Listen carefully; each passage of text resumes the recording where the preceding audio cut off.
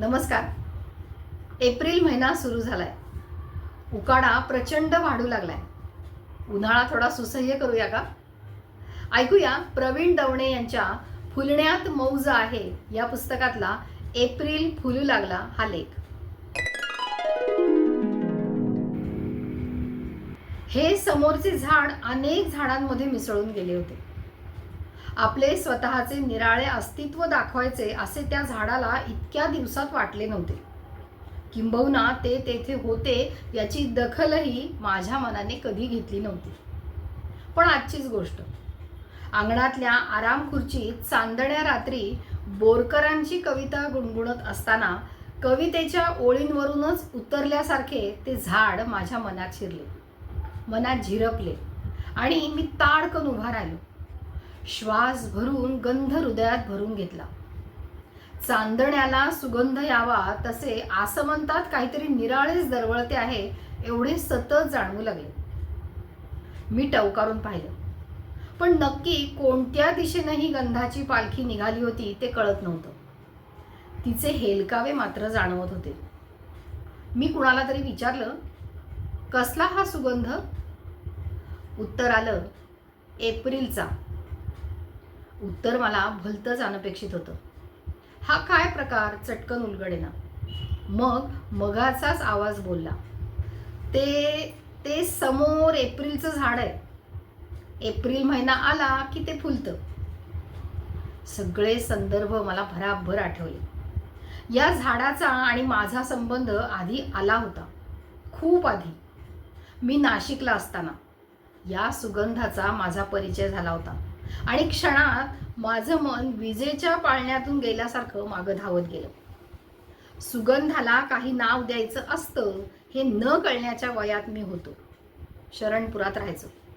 त्यावेळी हा संपूर्ण परिसर मोठा टुमदार आणि खाजगी वाटायचा. शाळेच्या रस्त्यावर खूप झाडं होती. प्रिय मित्रानं हात धरून उंचवावं तसं एके दिवशी मी थांबलो आणि वेडावल्यासारखा शोधत राहिलो. हा गंध येतोय तरी कुठून? शरणपूर वाचनालयाच्या आवारात तो वृक्ष मला दिसला. मित्र प्रिय मित्राला भेटताना फुलून यावा तसे ते झाड उमलून आलं होतं. हिरव्या हिरव्या पानातून केसराचे तंतुवाद्याच्या तारांसारखे शुभ्र पिसारे मिरवीत ते उभे होते. बाहेर उन्हाच्या तीव्र झळा आणि हे तर वेडे नादावल्यासारखे बहरून आलं होतं. शोध घेतल्यावर कळलं, या झाडाला एप्रिलचे झाड म्हणतात.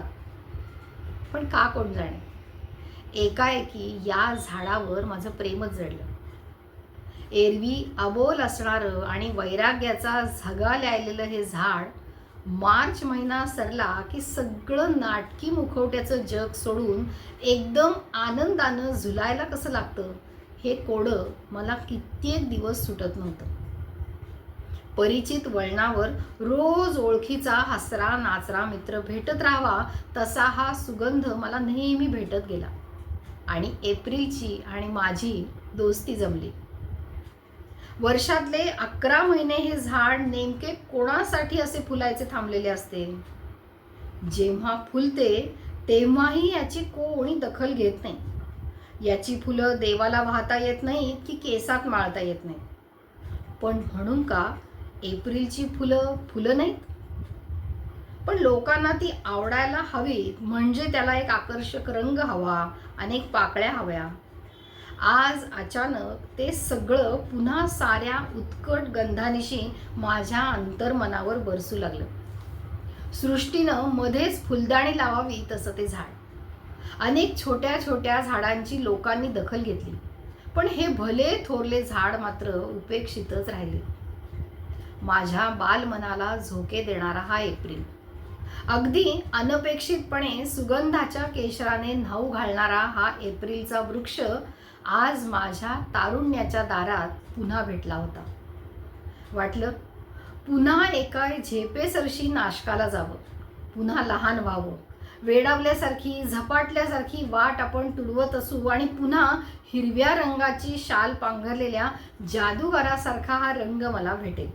कालची फुलं आपल्या ओंजळीत धरावी, ती सुकलेली असतील, त्यांना गंध नसेल, पण आपण येथवर आलो या कल्पनेनं ती थरारून जातील. कुणाच्याच अंगावरून न जाणारा एक निराळाच निळा वारा सुटेल.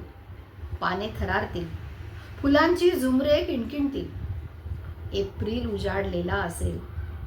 जीव जडल्यासारखं झाड बहु अंगानं बहरून येईल. फुलं बरसू लागतील. आपण ती अंगाखांद्यावर मिरवीत राहू. लोक आपल्याकडे बोट दाखवीत म्हणतील, हे नवीन एप्रिलचे झाड केव्हा उगवले.